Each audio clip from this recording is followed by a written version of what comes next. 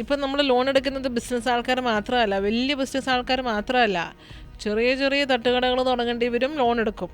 ഒരു fruit ഷോപ്പോ fruit juice കട തുടങ്ങേണ്ടിവരും loan എടുക്കും. ഒരു ബേക്കറി തുടങ്ങേണ്ടിവരും ലോൺ എടുക്കും. ഈ ലോൺ എടുത്തിട്ട് മിസ്യൂസ് ചെയ്യുന്ന ആൾക്കാരുണ്ട്. ഒരു 50,000 രൂപ ഞാൻ ലോൺ എടുത്തു, ഈ 50,000 രൂപ അടയ്ക്കാൻ വേണ്ടി ഞാൻ പിന്നെയും വേറൊരു 50,000 ലോൺ എടുത്തിട്ട് വേണം ഇതടയ്ക്കാൻ. ഇതടച്ചു കഴിഞ്ഞിട്ട് അതടയ്ക്കാൻ വേണ്ടി വേറെ ലോൺ എടുക്കും. That is totally not accepted. അത് നമ്മൾ ലോണിനെ പറ്റി അറിവില്ലായ്മ കൊണ്ട് ചെയ്യുന്നൊരു കാര്യമാണ്. ഈ ലക്കി ഭാസ്കറിൻ്റെ മൂവിയിൽ ദുൽഖർ സൽമാൻ അവൻ്റെ വിഷമം, ഒരു മിഡിൽ ക്ലാസ് ഫാമിലിയിൽ നിന്ന് വരുന്ന ഒരു ഡിപ്പെക്റ്റിംഗ് ദ പിക്ചർ, കാശില്ലാണ്ട് ഇരിക്കണ്ടെന്ന് പറയുമ്പോഴാണ് പെട്ടെന്നൊരു ഗാംബ്ലിങ്ങിൽ മണി എടുത്തിട്ട് അത് കാൽക്കുലേറ്റഡ് റിസ്ക് ആയിട്ട് ആ ഒരു ടേണിംഗ് പോയിന്റിൽ തിരിച്ച് കിട്ടുന്നത്. Then it's becoming a success. നമ്മൾ കൂടുതൽ ടൈം അമ്മയോട് സ്പെൻഡ് ചെയ്യുകയാണെങ്കിൽ ഭാര്യ പറയും നിങ്ങൾ എപ്പോഴും അവിടെയാണ്, അപ്പോൾ അവിടെ അളക്കാം. നിങ്ങളൊരു സാധനം ഭാര്യയ്ക്ക് കൊടുത്തു കഴിഞ്ഞാൽ അമ്മ പറയും നീ അവിടെ കൊടുത്തു എനിക്ക് തന്നില്ല, അപ്പോൾ അത് അളക്കാം. രണ്ടുപേർക്കും പനിയാണ്, അമ്മേനെ ഞാൻ ആശുപത്രി കൊണ്ടുപോയി ഭാര്യേനെ ആശുപത്രി കൊണ്ടുപോയില്ല, അത് അളക്കാം. അമ്മേൻ്റെ വീട്ടിലേക്ക് പോയിട്ട് ചായ കുടിച്ചിട്ടാണ് ഇങ്ങോട്ട് വരുന്നത്, ഞാൻ തന്നെയാണ് ചായ കുടിക്കുന്നത്, അത് അളക്കാം.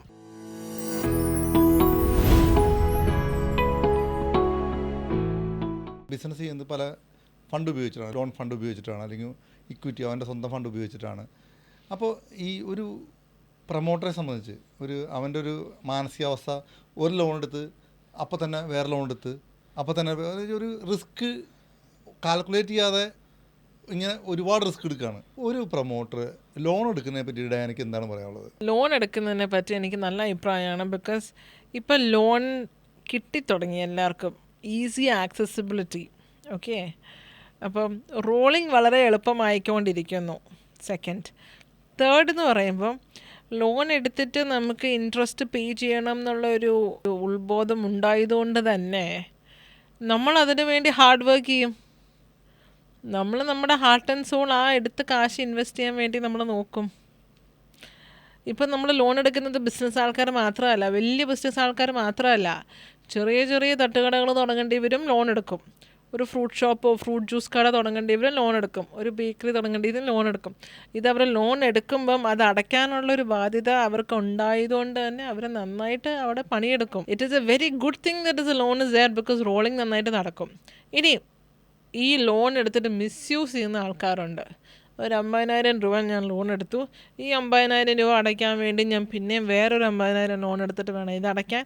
ഇതടച്ചു കഴിഞ്ഞിട്ട് അതടയ്ക്കാൻ വേണ്ടി വേറെ ലോൺ എടുക്കും. That is totally not accepted. അത് നമ്മൾ ലോണിനെ പറ്റി അറിവില്ലായ്മ കൊണ്ട് ചെയ്യുന്നൊരു കാര്യമാണ്. പക്ഷേ കറക്റ്റായിട്ട് കാൽക്കുലേറ്റഡ് ആയിട്ട് ലോൺ എടുക്കുവാണെങ്കിൽ it is the best technique to fund your finance, to fund your business in the right track. So when you fund it rightly, you have a good success. നമ്മൾ കറക്റ്റായിട്ട് കാശ് എങ്ങനെ ഉപയോഗിക്കണം എന്ന് അറിയുമ്പോൾ മാത്രമേ നമുക്ക് ആ ഒരു സക്സസ് സ്റ്റോറി ഉണ്ടാക്കാൻ പറ്റത്തുള്ളൂ. നമ്മൾ കാശ് 10 വന്നിട്ട് നമ്മൾ 100 ചിലവാക്കുവാണെങ്കിൽ ഇറ്റ് ഈസ് ഇൻഫ്ലേഷൻ, അത് വെച്ച് നടക്കത്തില്ല. അപ്പോൾ ഈ വലിയ ബിസിനസ് മെൻ നമ്മൾ ശ്രദ്ധിക്കുകയാണെങ്കിലും അവർ കിട്ടുന്ന കാശിൽ they divided in medical fund, housing fund, education fund എന്നൊക്കെ പറഞ്ഞ് ഡിവൈഡ് ചെയ്തിട്ട് സേവിങ്സ് ഫണ്ടും ഉണ്ട്. സോ അവരുടെ എക്സ്പെൻസ് അവർ അത് തന്നെ വയ്ക്കത്തുള്ളൂ. അപ്പം ഒരു ലോ ക്ലാസ്സിൽ നിന്ന് മിഡിൽ ക്ലാസ് വരുമ്പോഴും എക്സ്പെൻസ് കൂടുന്നില്ല, സെയിം ആണ്. മിഡിൽ ക്ലാസ്സിൽ നിന്ന് അപ്പർ ക്ലാസ് വരുമ്പോഴും എക്സ്പെൻസ് കൂടുന്നില്ല, same. So they save the money. പക്ഷേ അവരുടെ സ്കെയിൽ കൂടുന്നതനുസരിച്ച് അവരുടെ എക്സ്പെൻസ് കൂടുകയാണെങ്കിൽ they are not saving. That saving capacity is very important. നമ്മൾ ഇൻഫ്ലേഷനിൽ ബാധിക്കാതെ ലൈഫ് സ്റ്റൈൽ ചേഞ്ചസ് അധികം പ്രശ്നം വരുത്താതെ ഒന്ന് സേവ് ചെയ്ത് പോവുകയാണെങ്കിൽ you have a lot more to say in your success story. And that is when compounding comes. എന്ന് വെച്ചാൽ നമ്മൾ സൈലൻ്റായിട്ട് ഒരു ഫുൾ എംപയർ സൃഷ്ടിക്കുന്നു, which is very powerful, which is very intact and very strong, and we are passing on to the generations. നമ്മുടെ ഭാവി തലമുറകൾക്ക് തന്നെ നമ്മൾ കൈമാറി കൊടുക്കുന്നൊരവസ്ഥയാണ് കോമ്പൗണ്ടിങ്, വിച്ച് ഇസ് ലൈക്ക് നമ്മൾ സേവ് ചെയ്ത് ഒരു എൻറ്റയർ എംപയർ ഉണ്ടാക്കി കഴിഞ്ഞിട്ട് അതിൻ്റെ ഒരു സ്റ്റെബിലിറ്റി നമ്മൾ മെയിൻറ്റെയിൻ ചെയ്യുകയാണ്. അതായത് ഞാനിപ്പോൾ കണ്ടുവരുന്ന കുറേ ബിസിനസ്സുകാർ, തകർന്നു പോകുന്ന ബിസിനസ്സുകാർ, അത് വന്ന് ലോൺ എടുത്ത് തകർന്നു പോകുന്ന ബിസിനസ്, അവരുടെ ഇത് നോക്കുകയാണെങ്കിൽ ഒരു ലോൺ എടുക്കുന്നു, അപ്പം തന്നെ വേറെ ലോൺ എടുക്കുന്നു, അപ്പം തന്നെ വേറെ ബിസിനസ് ഉണ്ട് അതിൻ്റെ പിന്നാലെ പോകുന്നു, അപ്പോൾ പിന്നെ അവസാനം നമുക്ക് പിടിച്ചാൽ കിട്ടാതെ ആയി പോകുന്നു. ഇതൊരു തരത്തിലുള്ളൊരു മാനസികാവസ്ഥയാണ്. അവരോട് എത്ര പറഞ്ഞാലും കേൾക്കില്ല. ഇവർക്ക് ഇങ്ങനെയുള്ള ആൾക്കാർ, ഇങ്ങനെ ഒരുപാട് ആൾക്കാരുണ്ട്, അവരോട് എന്ത് പറഞ്ഞ് അവരെ മനസ്സിലാക്കാൻ പറ്റും നമുക്ക്? ബേസിക്കലി നമ്മൾ ശ്രദ്ധിക്കേണ്ട കുറച്ച് കാര്യങ്ങളാണ്. We have to take only calculated risk. For example പറയുകയാണെങ്കിൽ ഈ ലക്കി ഭാസ്കറിൻ്റെ മൂവിയിൽ ദുൽഖർ സൽമാൻ അവൻ്റെ വിഷമം ഒരു മിഡിൽ ക്ലാസ് ഫാമിലിയിൽ നിന്ന് വരുന്ന ഒരു ഡിപ്പെക്റ്റിംഗ് ദ പിക്ചർ, അവൻ്റെ പോക്കറ്റ് കീറുമ്പോൾ കാശില്ല. അപ്പോൾ അവൻ വാശിയോട് തീരുമാനിക്കുന്നു എനിക്ക് കാശുണ്ടാക്കണം, എനിക്കിനിയും കാശില്ലാണ്ട് ഇരിക്കണ്ടെന്ന് പറയുമ്പോഴാണ് പെട്ടെന്നൊരു ഗാംബ്ലിങ്ങിൽ മണി എടുത്തിട്ടത് കാൽക്കുലേറ്റഡ് റിസ്ക് ആയിട്ട് ആ ഒരു ടേണിംഗ് പോയിന്റിൽ തിരിച്ച് കിട്ടുന്നത്. Then it's becoming a success. ആ ഒരു calculated risk is there in every step. ആ റിസ്ക് അവൻ എടുത്തുകൊണ്ട് മാത്രമാണ് അത്ര സക്സസ് ആയിട്ട് മുന്നോട്ട് നീങ്ങാനും പറ്റിയത്. At the same time he was very humble, very grounded. ആ സമയത്ത് കാശ് കിട്ടിയപ്പോൾ he invested on his wife's business, he invested on his in-laws, he invested on his sister. അങ്ങനെ എല്ലാവർക്കും കാശ് കൊടുത്തുകൊണ്ടിരുന്നപ്പം money was dividing, it was spreading, everybody was growing. ആ ഒരു നെറ്റ്വർക്ക് തന്നെ ഈക്വലി ഗ്രോ ചെയ്തു. So that calculated risk is very important. അപ്പോഴേ നമുക്കൊരു സക്സസ് സ്റ്റോറി ഉണ്ടാക്കാൻ പറ്റത്തുള്ളൂ. അപ്പോഴാണ് ലോണിൻ്റെ കറക്റ്റായിട്ടൊരു ഫോമാറ്റ് പറ്റത്തുള്ളൂ. ഇപ്പോഴത്തെ കാലഘട്ടത്തിൽ റോൾ ചെയ്യാൻ വേണ്ടി ഞാൻ ഒരു 50,000 ലോൺ എടുത്തു, അതെനിക്ക് അടയ്ക്കാൻ പറ്റുന്നില്ല, ഞാൻ വേറൊരു 50,000 ലോൺ എടുത്തു, അതെനിക്ക് അടയ്ക്കാൻ പറ്റുന്നില്ല, പിന്നെ ലോൺ എടുക്കുന്നു. This is purely out of ignorance. ആ ഒരു ലോണിനെ പറ്റി അല്ലെങ്കിൽ ഒരു മണി ഹാൻഡ്ലിങ്ങിനെ പറ്റി അല്ലെങ്കിൽ നമ്മളതിനെ എഫേർട്ട് ഇടാത്തതുകൊണ്ട് മാത്രമാണ് ഇങ്ങനെ ലോൺ പൈലപ്പ് ചെയ്ത് പോകുന്നത്. അപ്പോൾ അതിൻ്റെ കോൺസിക്വൻസസ് സാറൊന്ന് പറയാമോ? നമ്മൾ തീർച്ചയായിട്ടും ബിസിനസ് തകർന്നു പോകും. പലപ്പോഴും ഞാൻ അതിനേക്കാൾ കൂടുതലുപരി ഒരു ലോൺ എടുത്ത് അടയ്ക്കാൻ പറ്റാതെയല്ല പല ആൾക്കാരും. ഞാനൊരു ബിസിനസ് ചെയ്യുന്നു, ബിസിനസ് ചെയ്ത് കഴിഞ്ഞ് കഴിയുമ്പോൾ ഇപ്പോൾ ഉദാഹരണത്തിന് ഞാനിപ്പോൾ ഒരു വെള്ളക്കമ്പനി കൊടുക്കുമ്പോൾ അത് സക്സസ് ആയി പോകുമ്പോഴായിരിക്കും ആ ബോട്ടിലുണ്ടാക്കണം. അപ്പോൾ ബോട്ടിലുണ്ടാക്കണ കമ്പനി തുടങ്ങിക്കഴിഞ്ഞാൽ അത്രയും ലാഭം കിട്ടില്ലേ, അപ്പോൾ തന്നെ ബോട്ടിലുണ്ടാക്കണ കമ്പനി തുടങ്ങുന്നു. അത് കഴിയുമ്പോൾ നമ്മൾ അതിനോട് കണക്ട് ചെയ്തിട്ട് വേറെ ബിസിനസ് തുടങ്ങി പോകുന്നു. പല കാര്യങ്ങളും ചെയ്ത് കണക്ട് ചെയ്ത് പോകുന്നു. ഇത് ശരിക്കും പറഞ്ഞിട്ടുണ്ടെങ്കിൽ ഇപ്പോൾ നമ്മൾ പറയില്ലേ, ഇരുന്നിടം മുറിക്കുന്ന ഒരു പരിപാടിയാണ് എല്ലാ ബിസിനസ്സും അത് ചെയ്തുകൊണ്ടിരിക്കുന്നത്. കാരണം അവനൊരു നല്ലൊരു സക്സസ് ആയി വന്ന് നിൽക്കുമ്പോൾ അപ്പം തന്നെ ഒന്നിരിക്കുന്നതിന് മുമ്പ് അടുത്ത് തുടങ്ങുന്നു. അത് മാത്രം ചെയ്യാൻ പാടില്ല. അതാ ഞാൻ പറഞ്ഞ കാൽക്കുലേറ്റഡ് റിസ്ക് ആയിട്ട് മാത്രമേ മുന്നോട്ട് നോക്കുമ്പോൾ നമ്മൾ growth should be in all the parameters. ആ ഒരു പ്ലാറ്റ്ഫോമിൽ ഗ്രോ ചെയ്ത് കഴിഞ്ഞാൽ, ആ ഒരു ഗ്രൗണ്ട് സ്ട്രോങ് ആക്കി കഴിഞ്ഞാൽ നമുക്ക് മുന്നോട്ട് നീങ്ങുമ്പോൾ ആരും ഡൗട്ട് അടിക്കത്തില്ല, ആരും പുള്ളി ചെയ്തില്ല, കോമ്പറ്റീഷൻ കുറവായിരിക്കും. So that is like you build a silent empire. നമ്മളധികം ഊതി വെറുപ്പിക്കാതെ ബഹളം വയ്ക്കാതെ നമ്മൾ നമ്മുടെ എംപയർ എൻറ്റയർലി ക്രിയേറ്റ് ചെയ്ത് കഴിഞ്ഞിട്ട് വേണം നമ്മളതിനൊന്ന് റിവീൽ ചെയ്യാൻ വേണ്ടി തന്നെ. അതാണ് art of compounding. So that should be the element. ഒരു ബിസിനസ്സുകാരനെ സംബന്ധിച്ച് പറയുകയാണെങ്കിൽ ഒരു ചുരുക്കി പറഞ്ഞ ഇമോഷൻസ് ഓഫ് മണി എന്ന് പറഞ്ഞാൽ അതെന്താണ് ശരിക്കും പറഞ്ഞാൽ? ഈ ഇമോഷൻസ് ഓഫ് മണി എന്ന് പറഞ്ഞൊരു പോപ്പുലർ ബുക്കുണ്ട് റിട്ടൺ ബൈ മോർഗൻ. ആ ബുക്കിനകത്ത് പുള്ളിക്കാരൻ കൂടുതലും പറയുന്നത് 3 മെയിൻ എലമെൻറ്റ്സിനെ പറ്റിയാണ്. വൺ ഈസ് എ ബിഹേവിയർ, നമ്മുടെ സ്വഭാവം നമ്മുടെ ഇമോഷൻസിനെ കണക്ട് ചെയ്യുന്നു, നമ്മുടെ ഇമോഷൻസ് നമ്മുടെ ഡിസിഷൻ മേക്കിങ്ങിനെ കണക്ട് ചെയ്യണു. ഈ 3 എലമെൻറ്റും കറക്റ്റായിട്ട് ബ്ലോക്സിൽ ഫോളോ ചെയ്യുവാണെങ്കിൽ നമുക്ക് നമ്മുടെ ഫസ്റ്റ് സ്റ്റെപ്പ് സക്സസ്ഫുള്ളായിട്ട് വെക്കാം. ഓരോ സ്റ്റെപ്പിലും ഈ 3 എലമെൻറ്റ്സ് വളരെ ഇമ്പോർട്ടൻ്റ് ആണ്. നമ്മൾ എന്ത് ചിന്തിക്കുന്നു അത് നമ്മൾ ഇംപ്ലിമെൻറ്റ് ചെയ്യുമ്പം ആ ഒരു റൈറ്റ് ഡിസിഷൻ മേക്കിങ്ങിലേക്ക് നമ്മൾ തിരിയും. നമ്മൾ ദേഷ്യപ്പെട്ടെടുക്കുന്ന ഒരു ഡിസിഷനും നമുക്ക് സക്സസ് ആയിട്ട് വരത്തില്ല. പക്ഷെ നമ്മൾ നല്ല മനസ്സോടെ നമ്മൾ ആ ഒരു റിസർച്ച് ചെയ്തിട്ട് നമ്മുടെ സ്വഭാവത്തിൽ മാറ്റങ്ങൾ വന്ന് പോസിറ്റീവ് ആറ്റിറ്റ്യൂഡോടെ കറക്റ്റ് പാഷനിൽ നമ്മൾ ഇംപ്ലിമെൻറ്റ് ചെയ്യണം. That will become A success. ഒരു ബിസിനസ്സുകാരനെ സംബന്ധിച്ച് പറയുമ്പോൾ തന്നെ ഞാൻ കണ്ടുവരുമ്പോൾ ഈ ബിസിനസ്സുകാർ ഒരു എംപയർ ഉണ്ടാക്കുന്നുണ്ട്, പക്ഷേ അവർ എൻജോയ് ചെയ്യുന്നുണ്ടോ എന്നുള്ളൊരു സംശയം എനിക്കുണ്ട്. അപ്പോൾ നമ്മൾ അവർ പലപ്പോഴും ജീവിക്കാൻ മറന്നു പോകുന്ന ഒരു ബിസിനസ്സുകാരെയാണ് ഞാൻ കൂടുതലും കണ്ടത്. അതുകൊണ്ടാണ് ഞാൻ ചോദിക്കുന്നത്, ഒരു ബിസിനസ്സുകാരൻ അവനൊരു സൈക്കോളജിസ്റ്റിൻ്റെ ഒരു പ്രാധാന്യം, അവൻ എങ്ങനെ എൻജോയ് ചെയ്യണം? ശരിക്കും ബിസിനസ്സുകാരൻ ഒരു സൈക്കോളജിസ്റ്റിൻ്റെ അടുത്ത് വരേണ്ടതുണ്ടോ? എൻ്റെ അടുത്ത് വരുന്ന ബിസിനസ്സുകാർ, successful business people, they have certain issues. Either family is broken, ഭാര്യ ഇട്ടിട്ട് പോയി, കുട്ടി എൻ്റെ അടുത്താണ്, ഭാര്യ ഇട്ടിട്ട് പോയി, ദാറ്റ് ഈസ് വൺ. അല്ലെങ്കിൽ എനിക്ക് വൈഫുമായിട്ട് ചേരാൻ പറ്റുന്നില്ല, ബിക്കോസ് വൈഫ് ഉണ്ട് കൂടെ, പക്ഷേ കോമ്പാക്റ്റബിലിറ്റി കിട്ടുന്നില്ല, because wife is mentally detached. Mentally disconnected ആയ ഭാര്യമാർ കൂടെ താമസിക്കുമ്പോൾ അവർക്കുള്ള ഒരു ഡിഫിക്കൽട്ടി തോന്നാറുണ്ട്. മൂന്നാമത്തത് ഡിസ്റ്റർബൻസസ്, ഡിഫറൻസ് ഇൻ ഒപ്പീനിയൻ, എപ്പോഴും argumentative and ignoring each other.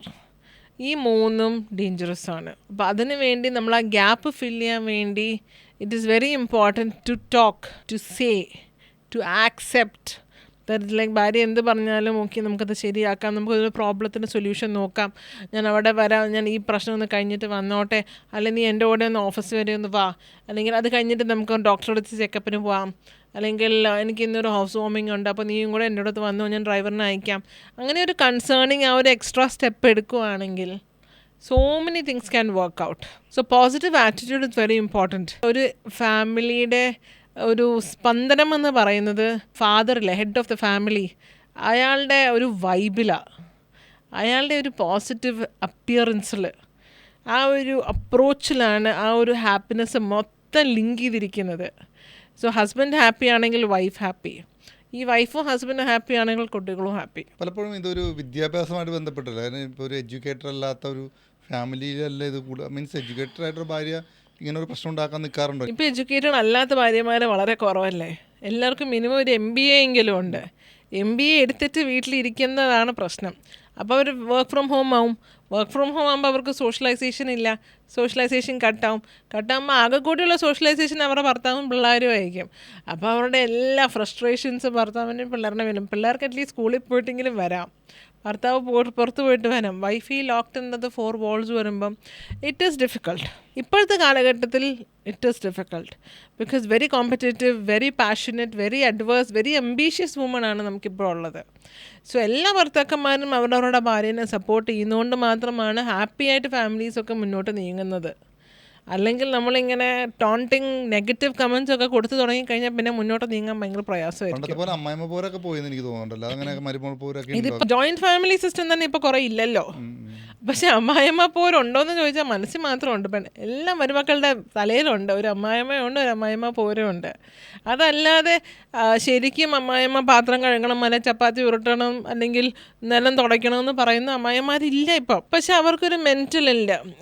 എൻ്റെ ഭർത്താവ്, എൻ്റെ ഭർത്താവ് അമ്മയുടെ കാഴ്ചപ്പാടി നോക്കുമ്പോൾ എൻ്റെ മകൻ, അപ്പോൾ മകൻ്റെ സ്ഥാനമാണോ ഭർത്താവിൻ്റെ സ്ഥാനമാണോ വലുതെന്ന് പറയുമ്പം ആ ഒരു മകൻ്റെ ആ ഒരു ട്രാൻസിഷൻ, കല്യാണം കഴിച്ചു കഴിഞ്ഞാൽ മകൻ ഭർത്താവാകണം, മകൻ അമ്മയ്ക്ക് സ്ഥാനം കൊടുക്കുന്നതുപോലെ തന്നെ ഭർത്താവ് ഭാര്യയ്ക്കൊരു സ്ഥാനം കൊടുക്കണം. ആ ഒരു transition is A question mark. അത് എത്ര ഭർത്താക്കന്മാർ ചെയ്യുന്നുണ്ട്, അല്ലെ എത്ര ആൺകുട്ടികൾ വളർന്ന് വലുതായി അവരുടെ അമ്മയ്ക്കും ഭാര്യയ്ക്കും സ്ഥാനം ബാലൻസ് ചെയ്ത് കൊടുക്കുന്നുണ്ടോ എന്ന് പറയുന്നത് അവരുടെ ചാലഞ്ചാണ്. ആ ഒരു ചാലഞ്ചിങ് എലമെൻറ്റിൽ അവരെത്രത്തോളം കഴിവ് കാണിക്കുന്നു അത് അവരുടെ കയ്യിലിരിപ്പുകൊണ്ടിരിക്കും. സോ അവർ നന്നായിട്ട് ബാലൻസ് ചെയ്ത് പോവുകയാണെങ്കിൽ വിച്ച് ഇസ് വെരി സക്സസ്ഫുൾ, അവർ നന്നായിട്ട് ബാലൻസ് ചെയ്യുന്നുണ്ട്. ചില സമയത്ത് അമ്മമാർക്ക് ആൺകുട്ടികൾ ഭയങ്കര ഇമോഷണലി അറ്റാച്ച്ഡ് ആണ്. ആൺകുട്ടികൾ ഇമോഷണലി അറ്റാച്ച്ഡ് ആണെങ്കിലും അമ്മമാർ ഇമോഷണലി അറ്റാച്ച്ഡ് ആണ്. അങ്ങനെ വരുമ്പോൾ ഇച്ചിരി ടോക്സിക്കാണ്. കാരണം ഭാര്യയ്ക്ക് ആ ഒരു സ്ഥാനം വാല്യൂം കിട്ടത്തില്ല. അല്ലെങ്കിൽ ഇറ്റ്സ് ഫൈൻ. പക്ഷെ അത് ബ്രേക്ക് ചെയ്യണതും കണക്ട് ചെയ്യണതും ഈ ഒരു മെയിൽ എലമെൻ്റാണ്. ഈ ഒരു മകൻ എന്ന് പറയുന്നതാണ് അത് കണക്ട് ചെയ്യണോ അത് ബ്രേക്ക് ചെയ്യണോ എന്ന് തീരുമാനിക്കേണ്ടത്. അത് എവിടെ ലൈൻ ഡ്രോ ചെയ്യണം അതും തീരുമാനിക്കേണ്ടത് ഈ പുള്ളിക്കാരൻ മാത്രമാണ്. ഞാൻ പലപ്പോഴും ചിന്തിക്കുന്ന ഒരു കാര്യം, പലപ്പോഴും ഇങ്ങനെ ഷെയർ ചെയ്യുമ്പോൾ ഇത് അളന്ന് കൊടുക്കുന്ന ഒരു സാധനമൊന്നുമല്ല. ശരിക്കും പറഞ്ഞാൽ അമ്മേനെ സ്നേഹിക്കുന്നു, ഭാര്യനെ സ്നേഹിക്കുന്നു. അതിനകത്ത് കുറഞ്ഞോ കൂടിയോ എന്നുള്ളത് നമുക്ക് അളക്കാൻ പറ്റുമോ എന്നുള്ളത് എനിക്കറിയില്ല. സത്യത്തിൽ അളക്കാൻ പറ്റുമെന്ന് വെച്ചാൽ ടൈം സ്പെൻഡ് ചെയ്യുന്നത് എത്രയാണ്. നമ്മൾ കൂടുതൽ ടൈം അമ്മയോട് സ്പെൻഡ് ചെയ്യുകയാണെങ്കിൽ ഭാര്യ പറയും നിങ്ങൾ എപ്പോഴും അവിടെയാണ്, അപ്പോൾ അവിടെ അളക്കാം. നിങ്ങളൊരു സാധനം ഭാര്യയ്ക്ക് കൊടുത്തു കഴിഞ്ഞാൽ അമ്മ പറയും നീ അവിടെ കൊടുത്തു എനിക്ക് തന്നില്ല, അപ്പോൾ അത് അളക്കാം. ഒരു ഹോസ്പിറ്റൽ സെയിം ഇഷ്യൂ, രണ്ടുപേർക്കും പനിയാണ്, അമ്മേനെ ഞാൻ ആശുപത്രി കൊണ്ടുപോയി ഭാര്യേനെ ആശുപത്രി കൊണ്ടുപോയില്ല, അത് അളക്കാം. അങ്ങനെയൊക്കെ നല്ല മെഷർമെൻറ്റ് സ്കെയിൽസ് ഉണ്ട്. ഒരു ദിവസത്തിൽ നിങ്ങൾ 8 മണിക്കൂർ ഓഫീസ് കഴിഞ്ഞ് കഴിഞ്ഞാൽ നിങ്ങൾ നേരെ നിങ്ങളുടെ അമ്മേൻ്റെ വീട്ടിലേക്ക് പോയിട്ട് ചായ കുടിച്ചിട്ടാണ് ഇങ്ങോട്ട് വരുന്നത്, ഞാൻ തന്നെയാണ് ചായ കുടിക്കുന്നത്, അത് അളക്കാം. അപ്പോൾ ഇതെല്ലാം ഒരു കണക്റ്റിംഗ് ഫാക്ടേഴ്സാണ്. അപ്പോൾ അളക്കാൻ പറ്റത്തില്ലെന്ന് പറയാൻ പറ്റത്തില്ല. ഇതൊക്കെ കുറേ എലിമെൻറ്റ്സ് ഒക്കെ ഇങ്ങനെ വെച്ചാണ് ഭാര്യമാരും ഭർത്താക്കന്മാരും പരസ്പരം അങ്ങോട്ടും ഇങ്ങോട്ടും അളക്കുന്നത്. ഇതിന് അളക്കൽ എന്ന് പറയും, കമ്പാരിസൺ എന്ന് പറയാൻ പറ്റത്തില്ല. അപ്പം ഇങ്ങനെയൊക്കെ പറയുമ്പം ഇതൊക്കെ ഇമ്പോർട്ടൻ്റ് ആയിട്ടുള്ള എലമെൻ്റ് ആയിട്ട് ഒരു പ്രോബ്ലമാറ്റിക് ഫാക്ടറായിട്ട് എപ്പോഴും ആരുടെങ്കിലൊക്കെ മനസ്സിൽ ഇങ്ങനെ കുത്തിക്കൊണ്ടിരിക്കും. ബിസിനസ്സുകാർക്ക് ഒരുപാട് ഇമോഷൻസും അവരുടെ സ്ട്രെസ്സും കാരണമെല്ലാം ഉണ്ട്. അത് ഡയാനെ പോലുള്ള ഈ സൈക്കോളജിസ്റ്റ്, പലപ്പോഴും ഈ സൈക്കോളജിസ്റ്റ് ചോദിക്കുമ്പോൾ ആൾക്കാരുടെ മനസ്സിൽ വരുന്നൊരു സാധനമുണ്ട്, എന്താ അത് പ്രാന്തിന് വട്ടിന് ചികിത്സിക്കുന്ന ഒരു സംഭവമാണെന്നുള്ളത്. അപ്പോൾ അതൊക്കെ മാറിയിട്ട് നമ്മൾ നല്ല രീതിയിൽ നല്ല ബിസിനസ്സുകാരൊക്കെ ഡയാൻ്റെ അടുത്ത് വരട്ടെ. Thank you for calling.